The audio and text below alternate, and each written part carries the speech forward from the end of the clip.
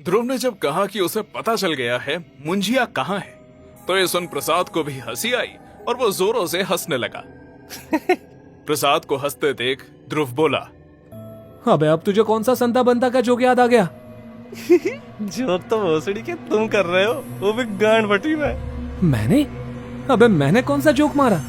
बिना यहाँ से हिले, बिना कुछ किए तुम्हें मुंजिया मिल भी गया? साले तुम यहाँ कोई अंतर्यामी हो। अच्छा चला बताओ, कहाँ है मुंजिया? अरे हवेली की किस कमरे में है बताओ हमें, हम वहाँ चलते हैं ना। मुंजिया हवेली में है ही नहीं। जितनी हैरानी हमारे माँ बाप को हमारी गूगल हिस्ट्री देखकर हो, उससे कहीं ज्यादा हैरानी इस वक्त प्रसाद को ध्रुव की बातों पर हो रही थी। बिना घूमे ही उसे चक्कर आने लगे थे।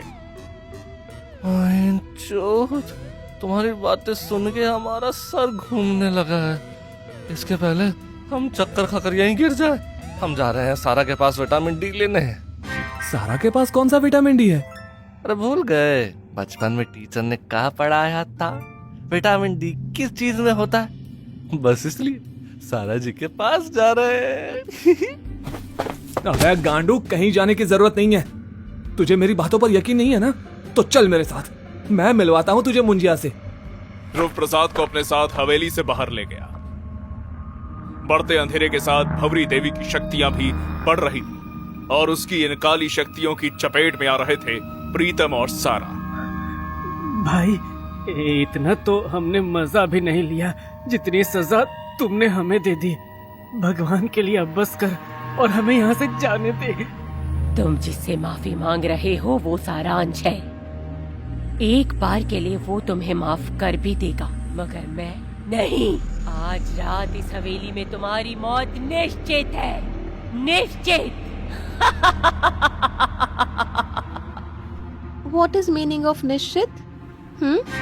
अपने जले हुए चेहरे और बड़े बड़े दांतों के साथ भवरी देवी को देखते ही प्रीतम के पैर कांपने लगे। आप तो अभी कुछ देर पहले सारांश के अंदर थी, फिर बाहर कैसे आ गई? तुम हमेशा से सारांश की जगह आना चाहते थे ना, वो सब जो उसे मिला तुम्हें भी चाहिए था। तो चलो, आज मैं तुम्हारी ये इच्छा पूरी कर देती हूँ। सच? इसका मतलब आप मुझे और सारा को एक कर रही हैं? लेकिन भौरे जी, इस साले सारांश ने हमारी बंदूक जला दी। अब जली बंदूक से हम फायर कैसे करेंगे? तुझसे बड़ा गांडू इंसान मैंने आज तक नहीं देखा। पहले तो अपने दोस्त के माल पे हाथ डालता है और अब मेरे ही सामने कुछ और डालने की बात कर रहा है। साले तूने कुछ डालने लायक छोड़ा क्या? अरे भौरे जी, आप छोड़िए, बंदूक नहीं है तो क्या हुआ, हम लोग ऊपर से ही कर लेंगे।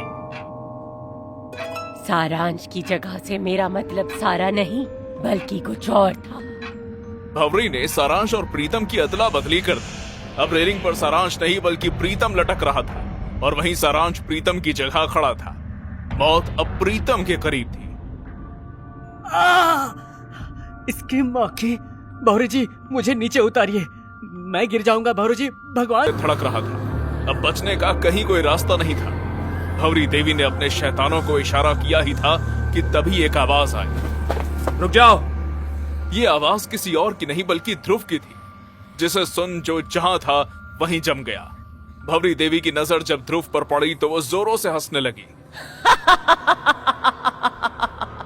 अच्छा हुआ जो तुम खुद ब खुद यहाँ चल कर आ गए। अब इस हवेली को खाली करने में ज्यादा समय नहीं लगेगा। अब एक ही झटके में एक साथ तुम तीनों को मैं मार दूंगी। तुम तो हमें मार ही दोगी, मगर याद रखना, फिर तुम्हारी बच्ची मुंजिया का क्या होगा? मुंजिया का नाम सुनते ही भवरी देवी के होश उड़ गए। उसने आज तक मुंजिया को सबसे छुपा कर रखा था, मगर आज पहली बार किसी ने उसकी बेटी का जिक्र किया था। घबरा कर पहले तो उसने अनजान बनने की कोशिश की। मुंजिया? कौन मुंजिया? किसकी बात कर रहे हो? पहली बार किसी भूतनी को एक्टिंग करते हुए देख रहा हूँ। बेहतर यही होगा कि तुम ये अपनी एक्टिंग छोड़ो और सीधा मुद्दे पर आ जाओ, नहीं तो मुंजिया को कुछ हो गया तो लेने के देने पड़ जाएंगे। खबरदार, अगर उससे जरा सा भी कुछ किया तो मैं तुझे छोड़ूंगी नहीं। सीधे से बता मेरी मुंजिया कहाँ है? घबराओ मत,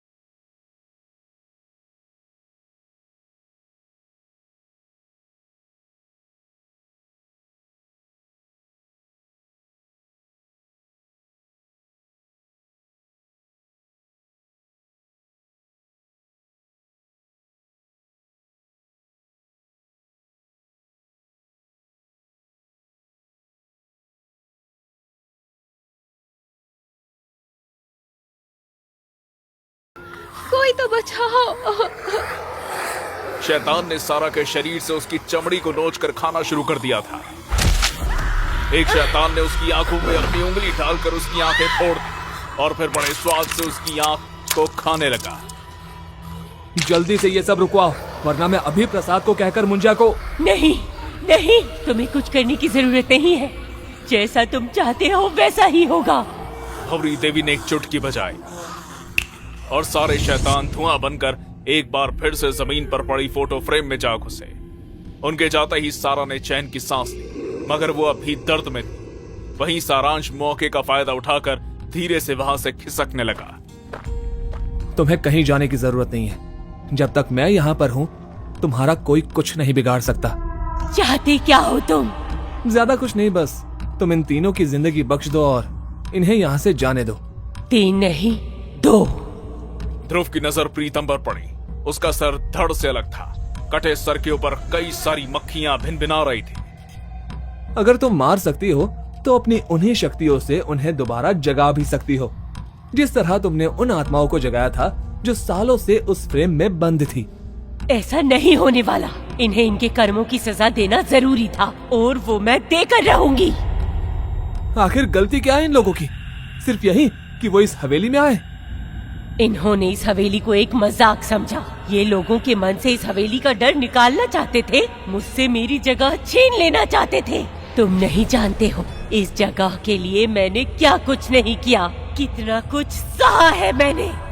मैं जानता हूँ, मुझे राजा रतन सिंह और तुम्हारी कहानी के बारे में सब पता है। भंवरी देवी की हैरानी का ठिकाना नहीं रहा। अब उसे पूरा यकीन हो गया कि ध्रुव बाकियों की तरह साधारण इंसान नहीं है, बल्कि उसके पास भी अपनी कुछ शक्तियां हैं। कौन हो तुम? मेरे बारे में इतना सब कैसे जानते हो? मैं जो भी हूँ, बस इतना जान लो कि मैं तुम्हारा बुरा नहीं चाहता और ना ही मैं तुम्हारी बच्ची को कोई नुकसान पहुंचाऊंगा। बदले में मैं बस यही चाहता हूँ कि तुम हमें यहाँ से जाने दो, और ये मेरा वादा है कि यहाँ से निकलने के बाद कोई भी तुम्हारी हवेली की तरफ आंख उठाकर भी नहीं देखेगा। भंवरी देवी समझ गई थी कि ध्रुव को हराना आसान नहीं होगा। साथ ही वो अब दुविधा में थी इस बात को लेकर कि क्या ध्रुव की बात मान लेनी चाहिए। भंवरी देवी सोच रही थी कि तभी उसे एक आवाज सुनाई दी। माँ, माँ।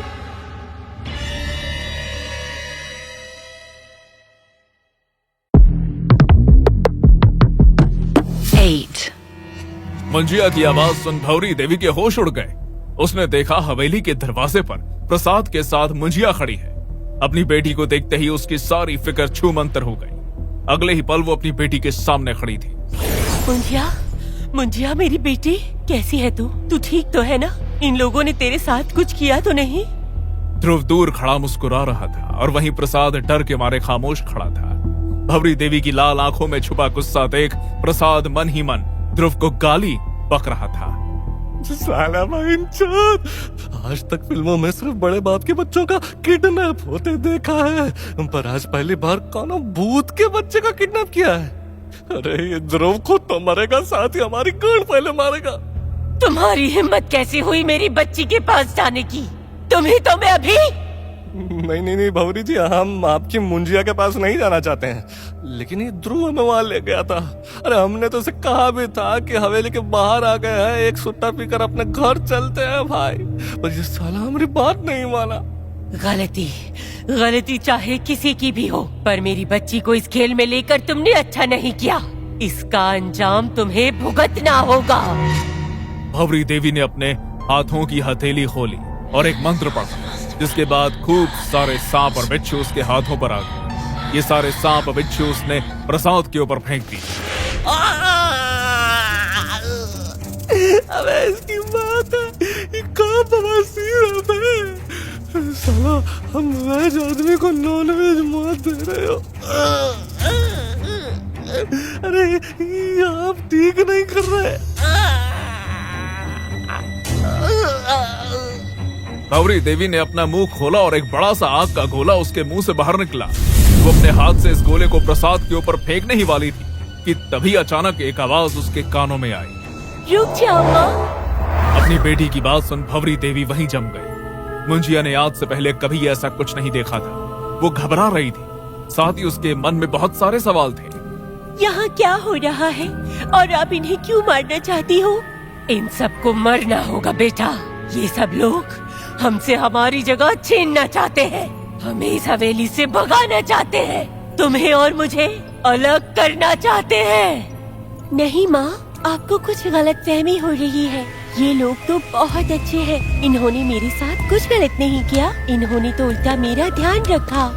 हम इतने गिरे हुए लोग नहीं हैं भवरी जी कि अपना मकसद पूरा करने के लिए किसी छोटी बच्ची को नुकसान पहुंचाए। वैसे भी हम लोग यहाँ जान लेने नहीं बल्कि बचाने आए हैं।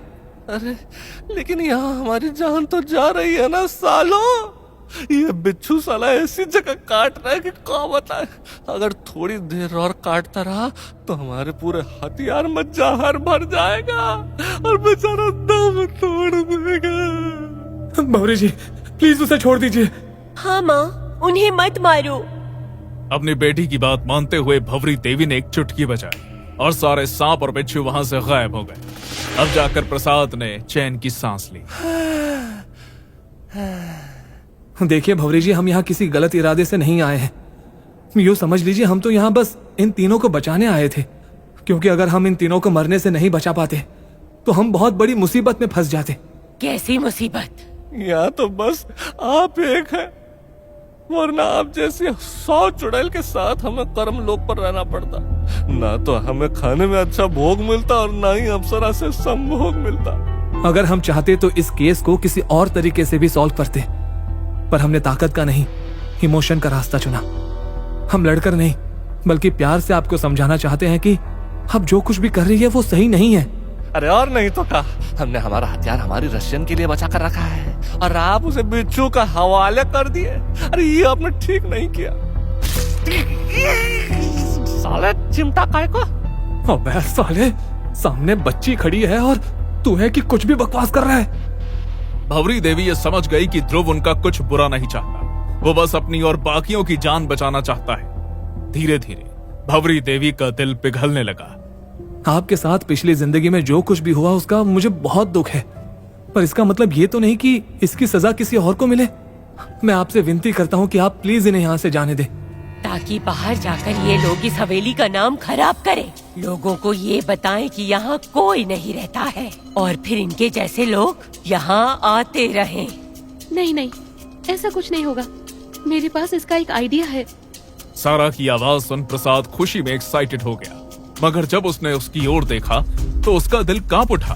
हाथों से लटके मांस और एक आंख में काला गड्ढा लिए वो बेहद खतरनाक दिख रही थी। अरे ये कौन है? अबे ये तेरी सारा है, ये वही सारा है जिसको तू लेना चाहता था, सारा का सारा। क्या बकवास कर रहे हो बे? हमारी सारा ऐसा नहीं हो सकती। अरे वो तो इतनी माल थी कि उसे देखते ही हम। सारा इधर ही आ रही है। जैसे ही सारा भवरी देवी के पास आई, उसे देख मुंजिया घबरा उठी। मुंजिया के लिए ही सही, उसने तुरंत अपने जादू से सारा को ठीक कर दिया। अब सारा दोबारा से पहली जैसी हो गई थी। मेरी आंख वापस आ गई। मैं ठीक हो गई। हाँ सारा जी, अब ठीक हो गई। हमारे रहते आपको कैसे कुछ हो सकता था। और घबराई नहीं, हम आ गए हैं आपको बचाने। अब आप बस जेल करिए। हाँ, मैंने अपनी बच्ची की खातिर तुम्हें ठीक किया है, इसका मतलब ये नहीं कि मैंने तुम्हें माफ कर दिया। मेरे पास एक ऐसा आइडिया है जिसके बाद आप हमें माफ कर देंगी। आप यही चाहती है ना कि आपकी इस हवेली में कभी कोई ना आए, ताकि आप अपनी बेटी के साथ शांति से रह सके। तो आपका ये काम हो जाएगा। वो कैसे? वीलॉगिंग करके। अरे इसकी माँ का, इनकी व्लॉगिंग के चक्कर में ही तो सारा खेल शुरू हुआ है और इसको अभी भी व्लॉगिंग करनी है। सारा ये तुम क्या कह रही हो? हम लोग यहाँ वीलॉगिंग करने के लिए आए थे, जिसके सहारे हम लोगों को ये बताना चाहते थे कि ये हवेली हॉन्टेड नहीं है।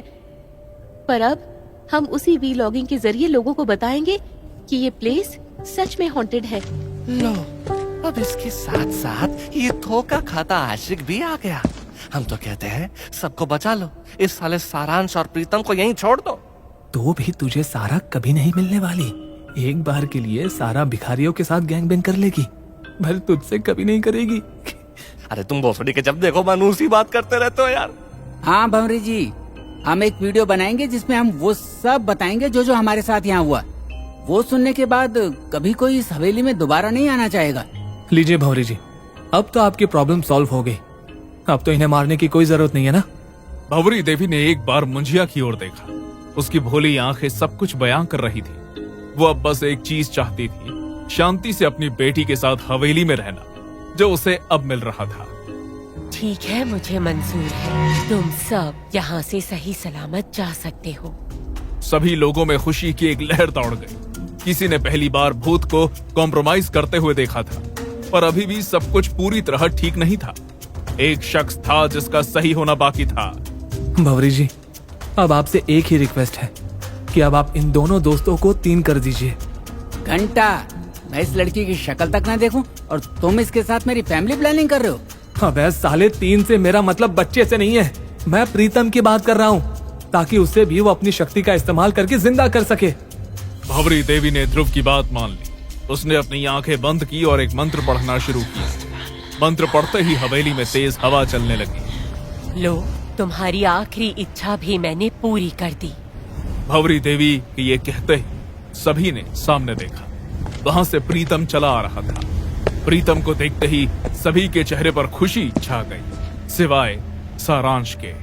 प्रीतम को जरा भी एहसास नहीं था कि उसके साथ क्या हुआ था। तुम सब तो मुझे देख के ऐसे हैरान हो रहे हो जैसे किसी मरे हुए इंसान को दोबारा से जिंदा देख लिया। अरे भोसड़ की, तुम मर ही गए थे। वो तो थैंक यू बोलो भंवरी जी का, जो तुम्हें फिर से जिंदा कर दिए। हाँ? क्या भंवरी? भंवरी अभी भी यहीं पर है? अब डरने का कौनो जरूरत नहीं है। अब ये पहली वाली भंवरी नहीं रही।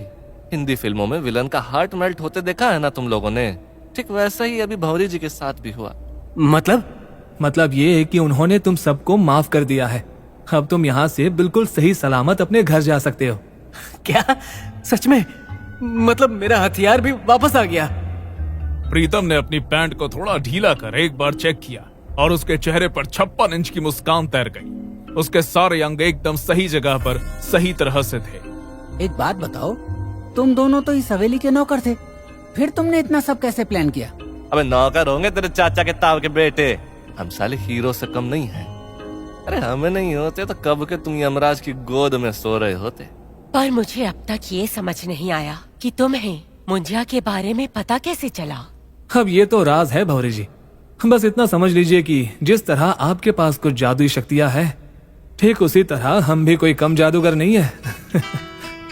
पर साला एक बात बताओ, तुम्हें ये पता कैसे चला कि भंवरी देवी ने मुंजिया को कहाँ रखा है?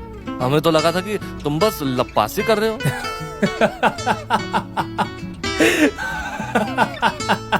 अरे हंसो मत गांडू, सीधे से बताओ ना। अच्छा ठीक है, चल बताता हूँ, चल।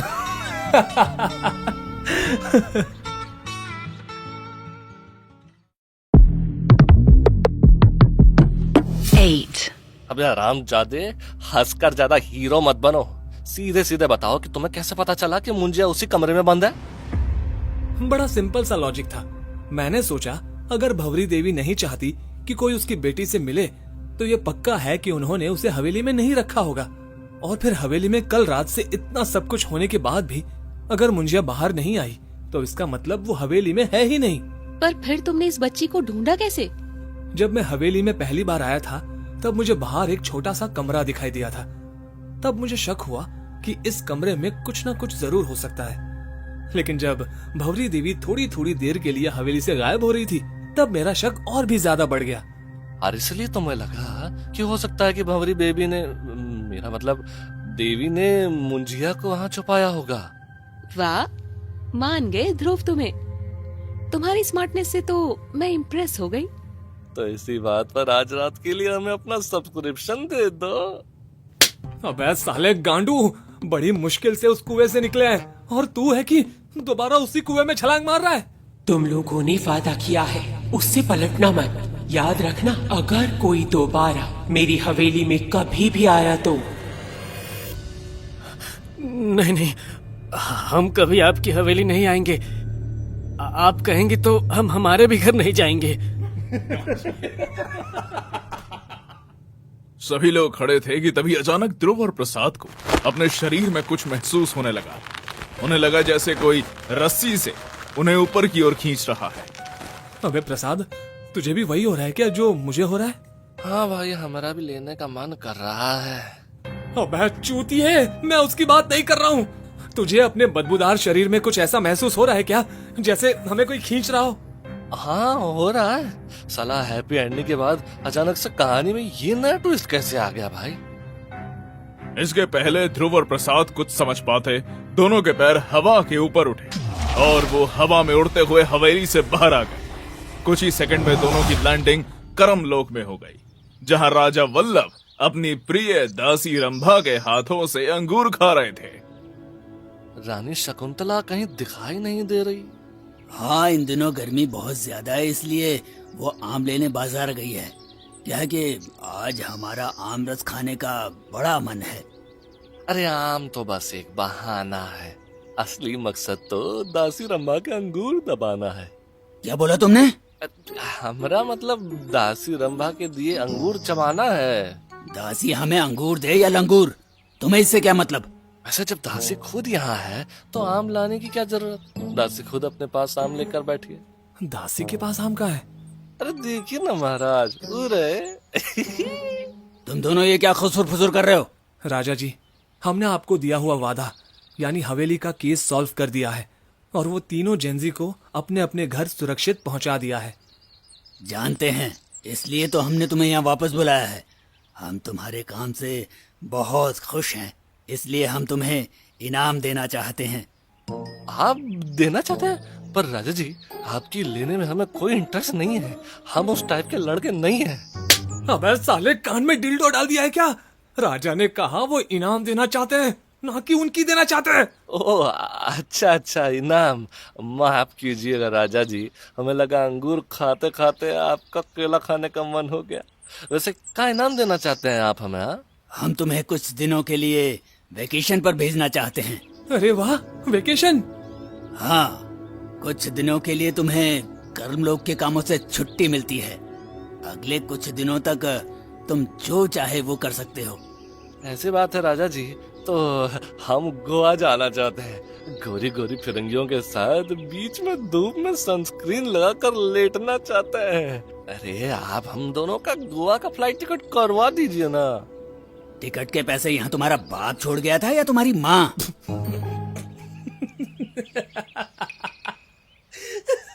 अरे बम्पिलाट आदमी, तुमको बड़ा हंसी आ रहा है। हम यहाँ तुम्हारे लिए भी सनस्क्रीन खरीदने का सोच रहे हैं, पर साला भलाई का जमाना ही नहीं है। गोवा ना सही, पर हम तुम्हें एक ऐसी जगह भेज रहे हैं जहाँ होगा पानी भी, फिरंगन की जवानी भी, चिलम का भरा माल भी, बेसुध वाला हाल भी, मंदिर की घंटी भी, तुम्हारा छोटा बंटी भी, सीढ़ियों वाला घाट भी, लव वाला हाट भी। ऐसी तो सिर्फ एक ही जगह है, हमारा प्यारा बनारस। सही पकड़े हो। अभी पकड़ा ही कहाँ है राजा जी? आपकी ये दासी तो कब से आपके पकड़ने का इंतजार कर रही है। चलिए, रानी शकुंतला को बाजार से आम लाने में समय लगेगा। हम आपको अपने खुद के आम खिलाते हैं। महाराज, इसके पहले आपके बंटी की घंटी बजे, आप हमें यहाँ से भेज दीजिए ताकि बनारस जाकर हमारा भी दिल खिले और यहाँ आपको भी दासी रंभा के आम मिले। कुछ देर में प्रसाद और ध्रुव करमलोक से सीधा बनारस में लैंड हो गए। वो बनारस जिसे गलियों का शहर भी कहा जाता है। अपना बनारस। ध्रुव लौंडे, कसम से इस वक्त आंखों को जो सुकून मिल रहा है बता नहीं सकते भाई। हमारी आत्मा तरस गई थी यहाँ आने के लिए। मैंने भी बनारस के बारे में काफी कुछ सुना था। अबे तुमने जितना भी सुना है बनारस उससे कहीं ज्यादा है। वो भूत जिन्हें देखकर तुम्हारी गैंड फट जाती है, वैसे 100 भूतों को यहाँ नंगा नाच करवाते हैं बनारसी, समझे? अच्छा, अगर तू बनारस का है तो फिर तेरी गांड फट के 4 क्यों हो गई थी? अरे यार तुम ये सब छोड़ो, आओ सबसे पहले तुम्हें अपना घर लेकर चलते हैं। हमारी अम्मा तो हमें अचानक देखकर खुशी से पगला जाएगी भाई। महीनों की मेहनत के बाद ये ध्रुव और प्रसाद का पहला वेकेशन था। गलियों, मंदिरों और लाशों के बीच से होते हुए दोनों यार प्रसाद के घर पहुंच गए। देखना कैसा स्वागत होता है अब हमारा, देख कर ही मजा आ जाएगा तुमको। प्रसाद और ध्रुव गेट खुलने का इंतजार कर रहे थे। प्रसाद ने दोबारा से बेल बजाई। अब की बार गेट खुलते ही एक जोरदार चप्पल प्रसाद के मुंह पर पड़ी। जब कह दिया नहीं है कोई चंदा, फिर बार बार चंदा मांगने क्यों आ जाते हो? वाह, क्या जबरदस्त स्वागत हुआ है तेरा। तूने बिल्कुल सच कहा था, मजा आ गया देखकर। दरवाजे पर खड़ी ये गुस्साई औरत और कोई नहीं बल्कि प्रसाद की माँ जी थी, जिन्हें बिना चश्मे के ठीक से कुछ दिखाई नहीं देता था। और यही कारण था कि किसी और के नसीब की चप्पल का प्रसाद को मिल गया। अब यहाँ खड़े खड़े हमारा मुंह काहे देख रहे हो? हम एक फूटी कौड़ी नहीं देने वाले। अरे अरे अम्मा, अरे ये हम है। यम है? यम माने यमराज? हे भगवान, हमें नहीं पता था कि हमारा समय आ गया। प्रसाद के पापा जल्दी से आइए, यमराज हमें लेने आ गए हैं। इसके पहले ही अर्थ का कुछ और अनर्थ होता। प्रसाद ने गले में लटक रही कान की मशीन को अपनी माँ को पहनाया और फिर उसके बाद उनके चश्मे को आंखों पर लगाया। अब जाकर अम्मा ने अपने लाडले बेटे प्रसाद को देखा। हैं? अरे प्रसाद, तू बेटा, तू कब आया? अरे प्रसाद के पापा, सुनते हो? जल्दी आकर देखो कौन आया है। अरे कौन आ गया घर में? अरे प्रसादवा बेटा, तू कब आया? परिणाम बाबूजी, पाई लाकू। अरे थोड़ा ठीक से झुको, लगता है शहर जाकर कमर में अकड़न आ गई है, ठीक से झुकती नहीं है। अरे आप भी आते ही शुरू हो गए। बेटा महीनों बाद घर आया है, दरवाजे पर ही खड़ा रखेंगे का? अम्मा बाबूजी, इससे मिली। ये है हमारे सबसे खास दोस्त ध्रुव, जिसके बारे में अक्सर आपको फोन पर बताया करते थे। ओह, तो ये है ध्रुवा। जी अंकल, नहीं, ध्रुवा नहीं, मेरा नाम ध्रुव है। हाँ हाँ, व्हाट ध्रुवा? अरे ध्रुवा नहीं, ध्रुव, ध्रुव। अब ये बनारस है, यहाँ नाम के आगे अ अपने आप जुड़ जाता है।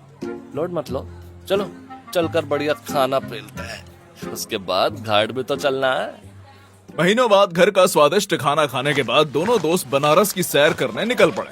प्रसाद ने ध्रुव से वादा किया था कि वो उसे बनारस का चप्पा चप्पा घुमाएगा, पर वो नहीं जानता था कि आगे उसका खुद के साथ कुछ ऐसा होगा कि उसकी पूरी दुनिया घूम जाएगी। अच्छा तो ये बता, सबसे पहले हमें कहाँ जाना है? सबसे पहले हम लोग चलेंगे काशी विश्वनाथ का, है ना? काशी दर्शन के पहले एक बार शिव दर्शन करना अति आवश्यक है, समझेगा नहीं? देव दर्शन तो हम कर लेंगे, पर उसके बाद देह दर्शन का कोई इंतजाम है या नहीं? बोल बोल। अबे साले, तुम तो बनारस आते एकदम नाटी हो गए। क्या बात है ध्रुव, लगता है तुम्हारे बंटी की लगाम हाथ से फिसल रही है। जब हम केस सॉल्व कर रहे होते हैं तो एकदम सीरियस होकर काम करते हैं ना, लेकिन अब तो काम हो गया है ना, तो अब थोड़ा ध्यान काम वासना पर भी लगा देते हैं। हाँ बात, अरे अब लग रहा है कि तुम हमारे दोस्त हो। रात तक अपने बंटी पर थोड़े लगाम और खींच लो, एक बार अंधेरा हुआ तो उसके बाद हम तुम्हें लेकर चलेंगे सीधा मंदुआ दिया, जहाँ खिड़कियों से झांकती खूबसूरत लड़कियां तुम्हारी सारी वासना को शांत कर देगी। प्रसाद ने ध्रुव को काशी विश्वनाथ के दर्शन कराए, उसके बाद सीधे लेकर आ गया 80 घाट पर। घाटों का यह संगम अपने आप में दिल को मोह लेने वाला था। क्या बात है, दिल को इतना सुकून आज से पहले कभी नहीं मिला। अरे ये तो शुरुआत है, अभी तो गंगा आरती होना बाकी है रे। प्रसाद और ध्रुव दोनों घाटों पर चल रहे थे। कहीं कोई चिलम जल रही थी तो कहीं कोई निब्बा अपनी निब्बी के साथ टाइटैनिक वाला पोज दे रहा था कि तभी अचानक प्रसाद की नजर सीढ़ियों पर पड़ी, जहां देखते ही प्रसाद के दिल की धड़कन तेज हो गई। अरे ये यहाँ क्या कर रही है?